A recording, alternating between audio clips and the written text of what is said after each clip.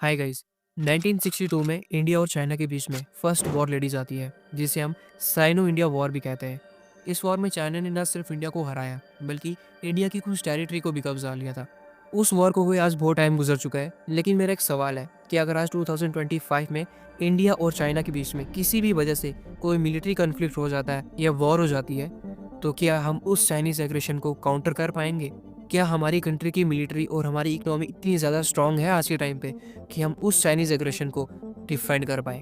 तो इसका आंसर है, इंडिया में हमें ब्रिटिशर्स ने बहुत बुरी तरीके से लूटा। यहाँ पर हमें काफ़ी टाइम तक उन्होंने रूल किया। वैसा चाइना के केस में नहीं है। चाइना को कॉलोनी तो नहीं बनाया गया ब्रिटिशर्स के द्वारा, लेकिन ब्रिटिशर्स और बाकी की जो इंपीरियल पावर्स थी, उन्होंने चाइना को बहुत बुरी तरीके से एक्सप्लॉइट किया। चाइना के ऊपर एक इनडायरेक्ट कंट्रोल बना के उन्होंने चाइना को सेमी कॉलोनी की तरह ट्रीट किया। यहाँ पर ये बताने का मेन रीज़न ये है कि एक टाइम पे इंडिया और चाइना दोनों ही ब्रिटिशर्स के हाथों बहुत बुरी तरीके से एक्सप्लॉइट हुए हैं। इंडिया को 1947 में आज़ादी मिल गई, लेकिन वहीं पे दूसरी तरफ 1937 से 1945 के टाइम पीरियड के बीच में सेकेंड साइनो जापानीज वॉर लड़ी गई। अब बाद में जो ये वॉर थी, ये वर्ल्ड वॉर 2 के साथ मर्ज हो जाती है। इस टाइम तक चाइना का जो एक लार्ज पोर्शन था, वो अंडर जापानीज कंट्रोल था। अब 1945 में एक्सिस पावर जो थी, जिनमें जापान भी आता था, वो ये वर्ल्ड वॉर हार जाते हैं। और ये मौका अच्छा देखकर चाइना ने जितनी भी अपनी टेरिटरी को लूज किया हुआ था, वो उन्हें फिर से गेन कर लेते हैं। एक तरीके से चाइना के ऊपर जापान का जो कंट्रोल था, वो अब खत्म हो चुका था। लेकिन इसी बीच चाइना के ऊपर एक और मुसीबत आ पड़ती है। चाइना के अंदर ही दो ग्रुप्स आपस में लड़ने लगते हैं, नेशनलिस्ट गवर्नमेंट ऑफ चाइना और the communist party of China. Hopefully यहाँ पर ये कन्फ्लिक्ट ज़्यादा देर तक नहीं चलता है और 1945 में कम्युनिस्ट पार्टी ऑफ चाइना ये कन्फ्लिक्ट जीत जाती है। इसके बाद माओ जेडोंग, जो कि इस टाइम के ऊपर कम्युनिस्ट पार्टी ऑफ चाइना के जो चेयरमैन थे, वो 1949 से लेके 1976 तक चाइना के ऊपर रूल करते हैं। अब इस टाइम के ऊपर यानी 1949 में इंडिया और चाइना दोनों ही अनडेवलप्ड थे और दोनों ही काफ़ी सारे चैलेंजेस को ऑलरेडी फेस कर रहे थे, जैसे कि इंफ्रास्ट्रक्चर हो गया और इंडस्ट्रियलाइजेशन। उसके बाद गरीबी दोनों के दोनों कंट्रीज में इस टाइम पे पीक पर थी। अब इस टाइम पे माओ जेडोंग के अंडर चाइना ने एक फर्स्ट 5 ईयर प्लान इस्टेब्लिश किया, जिसमें वो इंडस्ट्रियलाइजेशन, इंफ्रास्ट्रक्चर, एग्रीकल्चर, इन सब चीज़ों के ऊपर फोकस करने लगे थे। अब यहाँ पर ये सारे इनिशिएटिव इस वजह से लिए जा रहे थे ताकि चाइना की जो बिगड़ी हुई इकॉनमी है, उसे कंट्रोल किया जा सके। सेम ऐसा कुछ इंडिया में भी देखने को मिला उस टाइम पे अंडर नेहरू गवर्नमेंट। यहाँ पर भी हमें इंडस्ट्रियलाइजेशन, इंफ्रास्ट्रक्चर और एग्रीकल्चर, इन सब के ऊपर काम करने के विचार थे उस टाइम पे। वो अलग बात कि उन सब के ऊपर काम नहीं किया गया। और इस टाइम पीरियड के ऊपर भी इंडिया और चाइना लगभग सेम इकॉनमी थे। लेकिन आज वहीं 2025 में, जहाँ चाइना आज $18 ट्रिलियन इकॉनमी है, वहीं पर इंडिया सिर्फ $4 ट्रिलियन इकॉनमी बन के रह चुका है। अब इसके पीछे क्या रीज़न थे, वही हम डिस्कस करने वाले हैं आज की इस वीडियो में। मैं आपको ऐसा टाइम पीरियड भी बताऊंगा जब चाइना की हालात इंडिया से बद से बदतर थे, लेकिन उसके बावजूद भी चाइना इतनी ज़्यादा तरक्की कर चुका है। माओ जेडोंग जो थे, वो चाइना को एक फास्टेस्ट ग्रोइंग इकॉनमी बनाना चाहते थे, लेकिन उनकी कुछ ऐसी पॉलिसीज़ थी जिसकी वजह से चाइना में बद से बदतर हालात बन गए।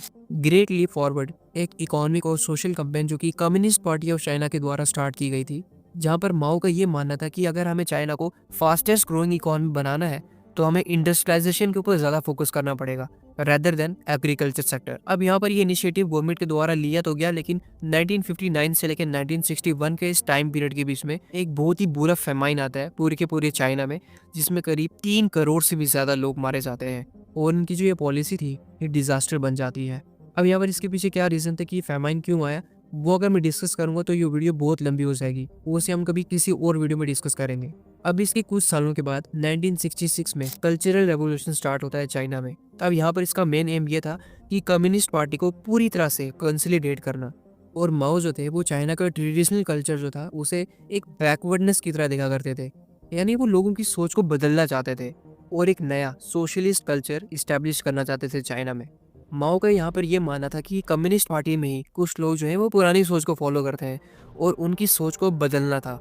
अब माओ यहाँ पर क्या करते हैं कि बहुत सारे यंग स्टूडेंट्स को जमा करते हैं। एक तरीके से वो आर्मी बनाना चाहते थे, जिन्हें उन्होंने नाम दिया रेड गार्ड्स। बेसिकली इनमें जो यंग स्टूडेंट्स थे, वो पुरानी आइडियोलॉजी को फॉलो नहीं करते थे। वो यहाँ पर जो माओ ने नया सोशलिस्ट कल्चर इस्टेब्लिश करने की प्लानिंग की थी, उसे फॉलो करते थे। और इनका एक ही काम था, पूरे के पूरे चाइना से पुरानी आइडियोलॉजी को बिल्कुल साफ कर देना। तो अब ये लोग यहाँ पर क्या करते हैं कि उन्हें जिसके ऊपर भी शक जाता है कि ये पुरानी आइडियोलॉजी का बंदा है तो उसे वो टारगेट करते हैं। इवन इन्होंने अपनी पार्टी के अंदर ही कितने सारे लोगों को टारगेट किया।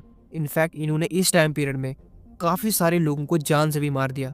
ये नंबर करीब 5 लाख से 1 मिलियन तक बताया जाता है। इसका मकसद यहाँ पे बताना ये था कि इस टाइम पीरियड तक मेरे हिसाब से इंडिया जो था वो चाइना से कई मामलों में बेहतर था। वो अलग बात है कि इस टाइम पीरियड पे इंडिया में पॉलिटिकल इंस्टेबिलिटी बहुत ज़्यादा थी। इस टाइम पीरियड पे इंडियन नेशनल कांग्रेस के अंदर ही कुछ डिस्प्यूट चल रहे थे और भी बहुत सारा कुछ हो रहा था, जिसकी वजह से 1975 में इंदिरा गांधी ने इमरजेंसी लगा दी थी। बट कहने का यहाँ पर मतलब यह है कि इस टाइम के ऊपर इंडिया में शायद उतने बुरे हालात नहीं थे जितना चाइना फेस कर रहा था वहाँ पे। अब यहाँ पर होता कुछ ऐसा है कि 1976 में माओ जेडोंग की डेथ हो जाती है और उनके साथ साथ ही जो ये रेड कार्ड वगैरह जितनी भी उन्होंने पॉलिसीज लाई थी वो सब खत्म हो जाती हैं और चाइना का पूरा कंट्रोल अब डेंग जाओपिंग उनके हाथ में आ जाता है। ये भी उस टाइम के ऊपर कम्युनिस्ट पार्टी ऑफ चाइना के प्रोमिनेंट फिगर थे, इसीलिए रूल इनके हाथ में आता है। डेंग जाओपिंग ने चाइना में सबसे पहले इकोनॉमिक रिफॉर्म शुरू किए, जिसमें बेसिकली इन्होंने सोशलिस्ट पॉलिसीज को मार्केट ओरिएंटेड पॉलिसीज से एक्सचेंज कर दिया। मतलब कि जो सिस्टम था वो सारा का सारा स्टेट के अंडर था और स्टेट ही उसे कंट्रोल किया करती थी, जैसा कि इंडस्ट्रीज, एग्रीकल्चर, ट्रेड, ये सारा का सारा सिस्टम प्लान्ड इकोनॉमी कहलाता है, जिसमें एक तरीके से सब कुछ गवर्नमेंट ही डिसाइड करती है कि क्या और कितना कहाँ कहाँ प्रोड्यूस होगा वगैरह। अब यहाँ पर डेंग जाओपिंग जो थे उनकी जो सोच थी वो बहुत ही अलग थी। तो वो यहाँ पर ये सोचते हैं कि इस तरह से तो हमारी कंट्री का डेवलपमेंट नहीं हो रहा है, तो उन्होंने मार्केट फोर्स को ज़्यादा फ्रीडम दी उस टाइम पे। इसका मतलब कि प्राइवेट बिजनेसेस को अलाउ किया गया, फॉरेन इन्वेस्टमेंट को वहाँ पे इनवाइट किया गया उनकी कंट्री में, एग्रीकल्चर में भी बहुत सारी रिफॉर्म्स लाए गए और साथ ही में हाउस होल्ड रिस्पॉन्सिबिलिटी सिस्टम भी इंट्रोड्यूस किया गया। तो इसकी वजह से जो फार्मर्स थे उन्हें अपने काम में आज़ादी थी, अपनी ज़मीनों पर आज़ादी थी, जिसकी वजह से वहाँ पर प्रोडक्शन बहुत ही ज़्यादा बढ़ने लगा। एक टाइम पे जब ये सारा का सारा स्टेट कंट्रोल था तो यहाँ पर इतना ज़्यादा प्रोडक्शन नहीं था। अब इसी टाइम पीरियड के बीच में ही चाइना में स्पेशल इकोनॉमिक जोन्स भी बनाए, यानी जहाँ पे जो फॉरेन इन्वेस्टर्स थे उन्हें बुलाया गया, जहाँ पर वो इन्वेस्टमेंट कर सके।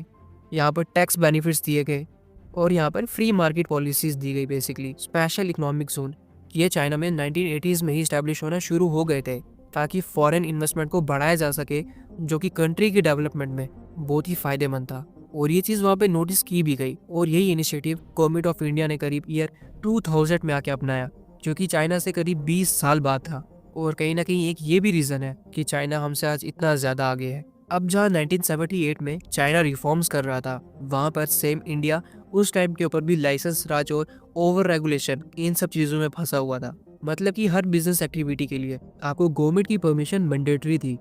ये सिस्टम बेसिकली इंडिया की सोशलिस्ट इकोनॉमी का पार्ट था, जिसमें गवर्नमेंट एक बिजनेस के ऊपर ज़्यादा कंट्रोल किया करती थी।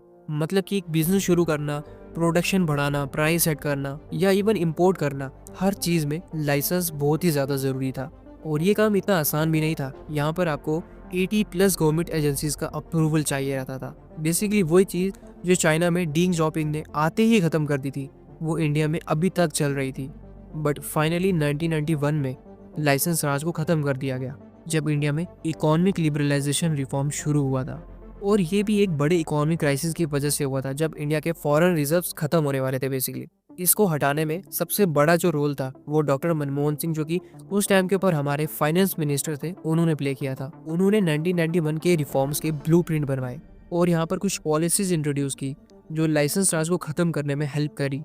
अब यहाँ पर इसका रिजल्ट ये था कि कुछ कंपनीज को लाइसेंस लेने की ज़रूरत नहीं पड़ती थी, जिसकी वजह से उन्हें ग्रो करने में फ्रीडम मिल गई। और इसी रिफॉर्म की वजह से इंडिया की इकॉनमी स्टेट कंट्रोल से मार्केट ओरिएंटेड बनी थी। अब इस टाइम के ऊपर 1991 में इंडिया की जीडीपी 270 बिलियन यूएस डॉलर्स थी, with per capita GDP of 304 US dollars. और सेम इसी ईयर में चाइना की इकॉनमी 459 बिलियन यूएस डॉलर्स थी, with the per capita income around 359 US dollars. और इस टाइम पे आते आते हमें ये बात पता चलती है कि इंडिया की जीडीपी और पर कैपिटा जीडीपी दोनों ही चाइना से बहुत ही कम हो चुकी है। नाउ यहाँ पर बहुत सारे लोगों को जीडीपी और पर कैपिटा जीडीपी में डिफरेंस नहीं पता होगा, तो उसे कुछ ऐसा समझो। जीडीपी यानी ग्रॉस डोमेस्टिक प्रोडक्ट, ये कंट्री की पूरी टोटल इकोनॉमिक प्रोडक्शंस का मेजर है। इसका मतलब यह है कि एक साल में एक कंट्री ने गुड्स और सर्विसेज बनाने से कितनी वैल्यू क्रिएट की है। फॉर एग्जांपल, अगर इंडिया की जीडीपी $3 ट्रिलियन है तो इसका मतलब हुआ कि इंडिया ने एक साल में 3 ट्रिलियन यूएस डॉलर्स के प्रोडक्ट्स और सर्विसेज प्रोड्यूस किए। इसमें कंट्री की टोटल इकोनॉमी को फोकस करते हैं, लोगों की एवरेज इनकम को नहीं। अब वहीं दूसरी तरफ पर कैपिटा जीडीपी, इसका मतलब हुआ कि एक कंट्री के जीडीपी को टोटल पॉपुलेशन के अंदर डिवाइड करना। ये एक एवरेज इनकम और वेल्थ का आइडिया देता है जो कि हर एक सिटीजन के लिए अवेलेबल होती है। फॉर एग्जाम्पल 2023 में इंडिया की जो टोटल जीडीपी थी वो 3.7 ट्रिलियन यूएस डॉलर्स थी। वहीं पर कैपिटा जीडीपी जो थी वो 2500 यूएस डॉलर्स थी। वहीं दूसरी तरफ चाइना की 17.7 ट्रिलियन यूएस डॉलर्स और per capita GDP 12,700 US dollars थी। बेसिकली जीडीपी से कंट्री की इकोनॉमिक साइड और पर कैपिटा से लोगों की वेल्थ का पता चलता है। चाइनीज़ इकोनॉमी को इतने ज़्यादा फास्ट ग्रो करवाने में जो एक और वजह थी वो थी इनका हाई इंफ्रास्ट्रक्चर इन्वेस्टमेंट। चाइना ने अपने जीडीपी का अराउंड 8 से 10% अपनी कंट्री की इंफ्रास्ट्रक्चर के ऊपर लगाया, वहाँ के हाईवेज, वहाँ की फास्ट ट्रेन्स वगैरह। वहीं पे दूसरी तरफ जो इंडिया में इंफ्रास्ट्रक्चर डेवलपमेंट था वो बहुत ही ज़्यादा स्लो था, यानी यहाँ पर इंफ्रास्ट्रक्चर बिल्ड करने के लिए फंड्स ही अप्रूव नहीं थे, तो बिल्डिंग क्या खाक बनाते उस टाइम पे। चाइना ने अपनी इकोनॉमी का बेस मैन्युफैक्चरिंग को बनाया, यानी मेड इन चाइना जो था वो एक ग्लोबल फिनोमिना बन गया। आज भी अगर आप अपने घर पे थोड़ा गौर से देखोगे तो कई सारी चीज़ें जो मिलेंगी वो मेड इन चाइना होंगी, और मेक इन इंडिया आपको बहुत ही ज़्यादा कम प्रोडक्ट्स मिलेंगे। क्या बात कर रहे हैं?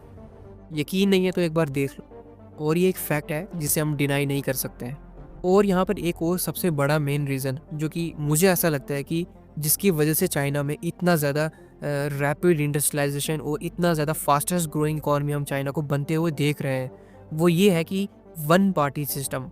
चाइना में अभी के टाइम पे communist party of China rule कर रही है, एंड वहाँ पर कोई भी अपोजिशन नहीं है, एक ही सरकार है। अब जब पार्टी ही एक है तो यहाँ पर नई सरकार बनना या 5 साल के बाद कोई और सरकार आ जाना, ऐसा कोई सिस्टम ही नहीं है वहाँ पे। तो इसीलिए ये लोग लॉन्ग टर्म प्लानिंग करते हैं, यानी 20 से 25 साल आगे का सोचते हैं, क्योंकि इन्हें डर ही नहीं है किसी चीज़ का। और ऐसा नहीं है कि ये वो जो प्लान बनाते हैं उसे इम्प्लीमेंट नहीं करते, वो उसे इम्प्लीमेंट भी करते हैं। लेकिन वहीं पे हमारे इंडिया में ऐसा नहीं है। यहाँ पर हम डेमोक्रेसी को फॉलो करते हैं, और हर 5 साल के बाद एक नई सरकार आती है या 10 साल के बाद नई सरकार आती है। तो यहाँ पर इसी पॉलिटिशियंस को यही नहीं पता होता कि 5 साल के बाद ये कुर्सी मेरे पास रहेगी भी कि नहीं, तो लॉन्ग टर्म प्लानिंग कैसे ही करेंगे वो। अब ऐसा भी नहीं है कि मैं यहाँ पर डेमोक्रेसी को बुरा वाला कह रहा हूँ, मैं यहाँ पे बस एक फैक्ट बता रहा हूँ। इसके साथ साथ चाइना ने अपने एजुकेशन सिस्टम को बहुत ही ज़्यादा इम्प्रूव किया। उन्होंने प्राइमरी एजुकेशन के ऊपर बहुत ही ज़्यादा फोकस किया और स्टार्टिंग से ही एक स्किल सिखाने की कोशिश की वहाँ के बच्चों को। और वहीं पे दूसरी तरफ हमारे इंडिया में एजुकेशन सिस्टम का बुरा हाल है। जैसा हमें ब्रिटिशर्स दे के गए थे उससे भी बदतर हालत में हमारा एजुकेशन सिस्टम आज के टाइम पे बन चुका है, और ये एक फैक्ट है, इसे कोई भी डिनाई नहीं कर सकता है, इवन हमारे एजुकेशन मिनिस्टर भी। और ये भी एक रीज़न था चाइना का इतना ज़्यादा फास्ट ग्रो करने के पीछे, क्योंकि उन्होंने एजुकेशन को एजुकेशन की तरह ही लिया और एजुकेशन को एक बिजनेस की तरह नहीं चलाया। मिलिट्री वाइज अगर हम बात करें तो रिसेंटली चाइना ने अपने 6th जनरेशन एयरक्राफ्ट को टेस्ट किया। अब इसमें आपको बहुत सारे फंक्शंस देखने को मिलेंगे, जैसे कि एआई कैपेबिलिटीज़, हाइपरसोनिक फंक्शंस और भी कई सारे फंक्शंस। अब जो ये फाइटर जेट्स हैं ये चाइना की जो मिलिट्री है उसे कई हद तक स्ट्रॉन्ग बना देंगे। इवन यूएसए के पास भी इसका तोड़ नहीं है आज के टाइम पे। अभी के टाइम पे जो चाइना के फाइटर जेट्स हैं ये अंडर डेवलप्ड हैं, लेकिन थोड़े ही टाइम में ये भी डेवलप हो जाएंगे। ये जो फाइटर जेट्स होंगे ये 6000 किलोमीटर पर आवर की स्पीड से फ्लाई करेंगे, और किसी भी रडार के अंदर तो ये आने ही नहीं वाले। इससे भी ज़्यादा शॉकिंग बात ये कि हम इसे फुली आर्टिफिशियल इंटेलिजेंस से भी कंट्रोल कर सकते हैं, यानी पायलट की भी यहाँ पर ज़रूरत नहीं पड़ने वाली है। जिससे आप समझ सकते हो कि आज के टाइम पे टेक्नोलॉजी वाइज चाइना हमसे कितना ज़्यादा आगे है। और वहीं पे दूसरी तरफ इंडिया का फाइटर जेट तेजस, जो कि एक 4th जनरेशन एयरक्राफ्ट है, और आज के टाइम पे भी वो फुल पोटेंशियल अचीव नहीं कर पाया है। एक शॉकिंग चीज़ बताऊं, इसका डेवलपमेंट 1980s में शुरू हुआ था और आज भी ये अंडर डेवलप्ड है। जहां आज के टाइम पे चाइना प्लेन के पार्ट्स, इंजन, ये सब कुछ खुद ही डेवलप कर रहा है और सेल्फ डिपेंडेंट है, किसी और कंट्री पर डिपेंड नहीं है। वहीं पर इंडिया तेजस के लिए भी यूएसए और रशिया के ऊपर डिपेंड है, और आज भी तेजस जिसे हम अपनी प्रोडक्शन बताते हैं उसके इंजन्स यूएसए की एक कंपनी बना के देती है।